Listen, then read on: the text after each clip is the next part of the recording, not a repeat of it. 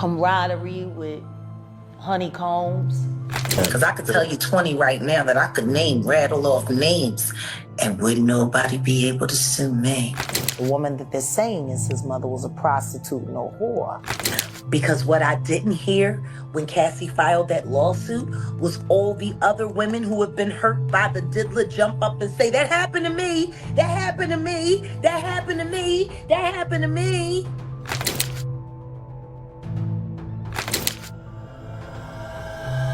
If there were two people he probably wished would stop talking already, it would be his former bodyguard, Gene Deal, and the outspoken Jaguar Wright. And once again, Jaguar has made headlines, this time claiming that Diddy has been diagnosed with HIV but refuses to acknowledge it. Jaguar Wright has been one of the most vocal figures speaking out against the disgraced hip-hop mogul. Long before the recent allegations against Diddy surfaced, she had already mentioned him in interviews, particularly when discussing her suspicions about Jay-Z. She outlined how Jay-Z started his career under the shadow of his mentor, raising questions about his early industry moves. The first time I ever saw Jay-Z or even heard him spit a rhyme was at an MC battle, street battle in New York. But he didn't show up as Jay-Z, he didn't show up as the hottest rapper on the street. He showed up as the nigga that was with Big L. Rest For in those peace. of you. Rest in peace, Big L. Rest in peace, Big L. One of the That was the dopest. sensei. One of the dopest. Yes. Big L was who put Jay-Z on. She went on to explain that shortly after his mentor passed away, Jay-Z began rising through the ranks at an unusually fast pace. Eventually, he formed a close relationship with Diddy, whom she mockingly referred to as honeycombs. Without question. And then Big L died, and then the next thing you know, Jay-Z. And then, you know, he starts clienteling with Tupac and clienteling with Biggie and doing songs with Biggie and building a working, you know, camaraderie with honeycombs and AKA Diddy. And Why do you give him the honeycombs? Why do you give him honeycombs? because he smacks so sweet.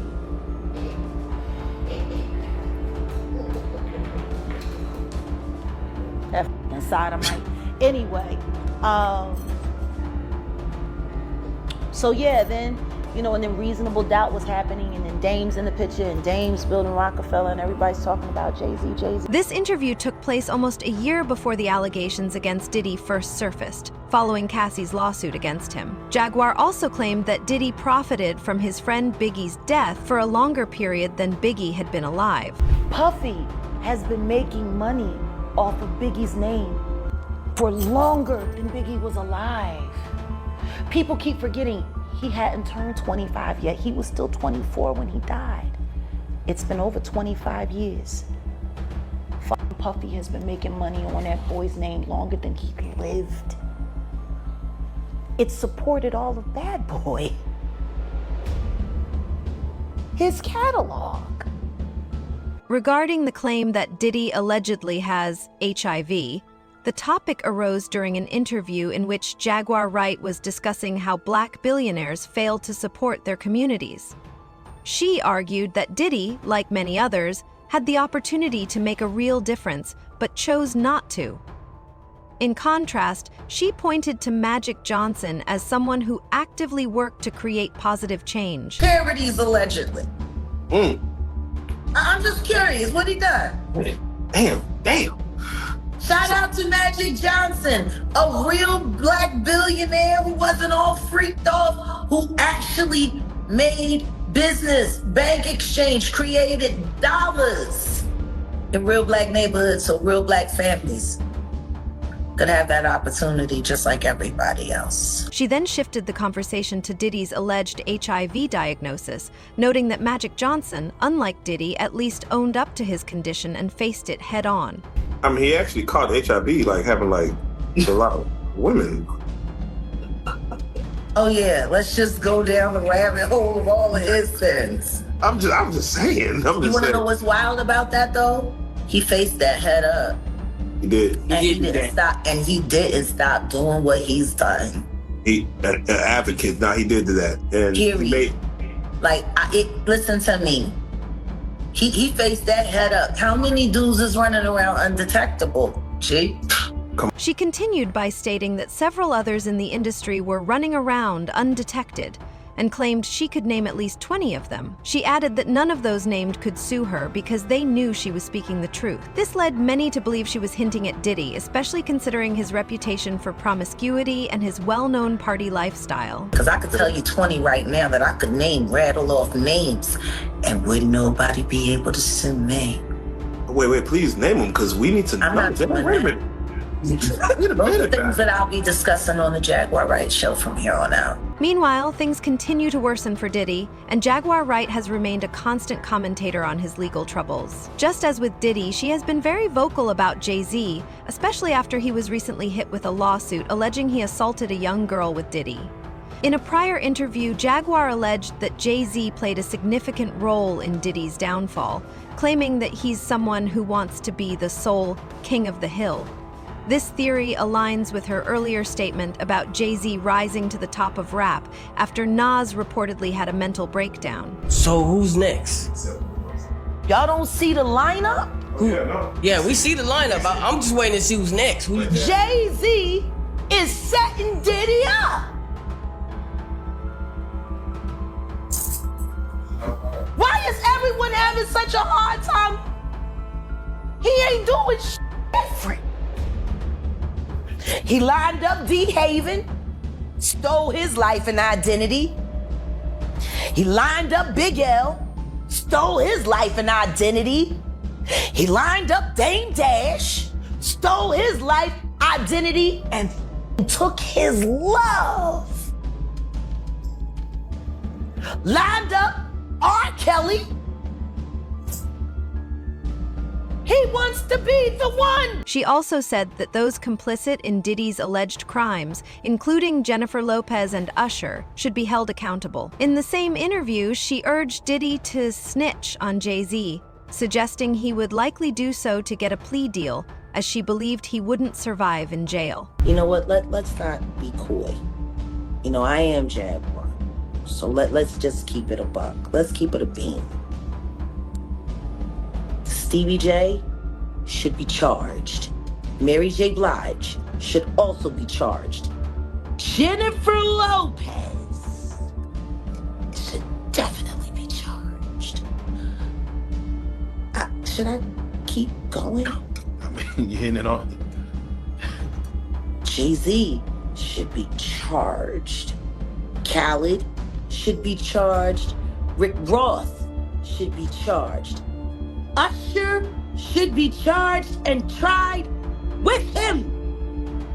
Off of Justin Bieber alone.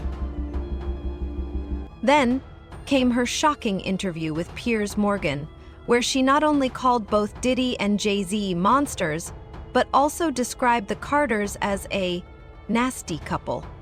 Shortly after, Morgan received a cease and desist letter forcing him to cut her segment from the. How many victims potentially do you think there could be? Thousands. I've talked to hundreds that I deal with still myself. I have 3 victims right now who are willing to give testimony about not only what Mr. Carter has done to them, but his wife as well. They're a nasty little couple. They do nasty things. What do you think happened with Kim Keeping Porter? people against their will. Putting people on planes while they're unconscious, just like Aaliyah got on that plane. Unconscious. There's a lot of things that people don't want to talk about. Aside from the HIV allegation, Jaguar Wright has made multiple claims about Diddy. In one interview, she exposed his upbringing, suggesting that it played a significant role in shaping his complex and often controversial actions. Did y'all see when they interviewed Dapper Dan about Diddy? I haven't seen that one. Please. They ran into Dapper Dan in Harlem and they asked him what he thought about what was going on with Diddy and if he knew Diddy. And I love Dapper Dan for this. He said, I grew up with his parents. I knew his parents. He said, and what's going on with him has been going on long before him. She revealed that there are rumors suggesting Diddy's biological mother was a prostitute, and that Janice Combs, who is often referred to as his mother, is actually his aunt. Now, his father was a government snitch and a bad actor in the criminal world altogether. The woman that they're saying is his mother was a prostitute and a whore. But there's whispers in the streets of Harlem that Diddy's mother isn't alive, not his biological mother, that woman is his aunt. Whoa. There are Wait a whispers. Wait a minute. There are whispers. She pointed out that no one talked about Diddy's past anymore, but she believed it was important to understand what aspects of his upbringing contributed to him becoming the monster he is today. Diddy's story is so convoluted, but nobody really likes talking about who he was before he became Puffy. Nobody, I would love if I could be granted an interview with him. To interview Diddy now in his most raw state about his life up until the age of 15 only. Gee. We gotta learn how to stop making Diddies. What made him him? One of the most interesting parts of the interview came when she mentioned that Gene Deal was more of a father figure to Diddy than just a bodyguard. Think about this. Gene was more of a father figure to Diddy than he was a bodyguard. And Gene was more than a bodyguard, he was an investigator. So when they went separate ways, clearly he couldn't hold up the act anymore. And that's why I said, when me and Gene sat right here, imagine how much more damage would have been done so much sooner if Gene wasn't there. Diddy was worried about what Gene thought about him. He didn't have a father figure. She went on to say that this was why Gene Deal and others around Diddy at the time were surprised by the extent of his depravity. According to her, Diddy controlled his actions around them because he cared about their opinion of him. And all the other guys around him, that's why I think they're all, from Pete Rock to all of them, are so shocked and surprised. Because he was not this in front of them. He still cared about what they thought about him, you see? But you get more money and you get more drugs. This is a drug addict. He was arrested with his special little Tootsie on it. And he knew he was coming. Why would you have that on you, G? What, you was gonna bump into the last, you know what I mean? She also explained why she believed there were so many freak-off tapes, suggesting they were part of a bigger pattern of exploitation and manipulation in the industry, especially with Diddy. What is the mentality behind having if you can the own visual someone's memory sexuality, their vulnerability, if you can own that, you have the ability to control and manipulate that person. Jaguar pointed out that men assaulted by Diddy were probably worse off, as women were more accustomed to being victimized, but men are not. Absolutely. And it's worse for the men. Women are used to being the victims of sexual, not men. No man walks in thinking that another man is looking at him like a lollipop. Not a straight man. You are only hip to the that you hip to. You know what I mean? Which is why you hear so many people say they went to Diddy parties and they felt like something was off and decided to leave, or they got invited to another room and they decided to go because they felt like it wasn't right, or whatever the case may be. These is literally walking in there not thinking. It's clear from the way Jaguar talks about Diddy that she's mainly focused on supporting the victims. She previously mentioned that victims are now speaking out in large numbers because, before this, even if someone wanted to sue him, no lawyer would take their case. She also discussed how people like Misa Hilton and others didn't speak up when Cassie filed her lawsuit. Because what I didn't hear when Cassie filed that lawsuit was all the other women who have been hurt by the diddler jump up and say, that happened to me, that happened to me, that happened to me, that happened to me. Everybody just sat back and speculated on whether or not she was a gold digger or telling the truth. Misa had more to say about the raid and the treatment of her child than she did about watching Cassie step forward bravely to file that suit publicly. And she didn't say nothing, did she? I don't remember me saying, "That's right, girl, I'm filing my suit next week." Jaguar emphasized that women should speak up in a timely manner, mentioning that both Kim Porter and Misa Hilton should have spoken up about their abuse. Can you imagine if Misa had filed charges against the diddler when he kicked her ass up underneath their car? Or if Kim had pressed charges for when he broke her nose? Will we even be seeing that video with Cassie? An ounce of prevention is worth a pound of cure. Why are we letting monsters make it? And why are we letting victims suffer in silence? Finally, in the same interview where the HIV allegation came up, Jaguar made fun of Jay-Z, saying that Diddy wasn't really a friend to him and that they weren't close. This statement comes as videos of the two from Bad Boy Entertainment's 20th anniversary are now making the rounds. You mentioned what is considered a friend, quote unquote. And we seen what Jay people had mentioned as far as his lawyer saying that Diddy is not a friend. They are just acquaintances. He does not consider him a friend. He does not hang out. He doesn't know nothing about him. And then there's a video going viral right now where Diddy is saying he brings Jay-Z for the 20-year anniversary of Bad Boy, saying Jay-Z's special.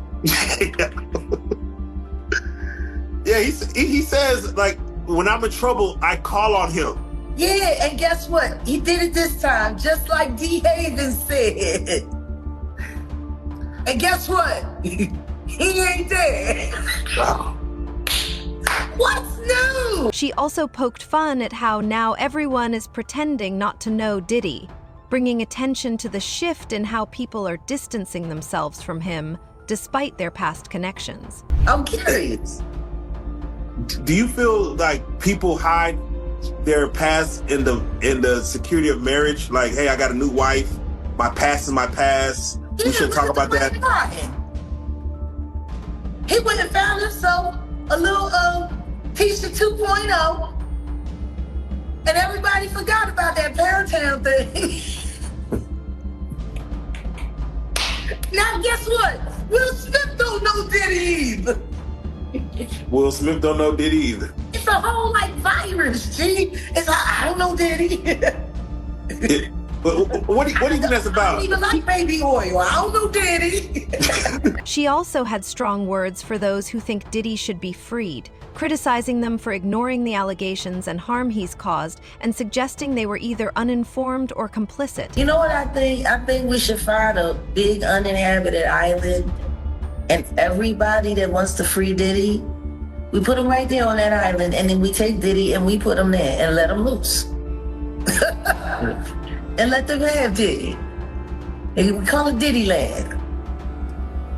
And you like it, you going over there with him. But let him show you all the love he has to give. She confirmed that she doesn't feel bad about what's happening to Diddy and Jay-Z in the least. But Jack, does a part of you not feel bad for Sean Carter or Sean Combs at all? You know. Okay. I never feel bad for people who don't feel bad for anyone other than themselves. These are extreme narcissists. I'm sorry, I what's to feel bad for? Everything that they've done, they're about to reap what they have sown. And how can I be mad at their harvest? It's what they planted.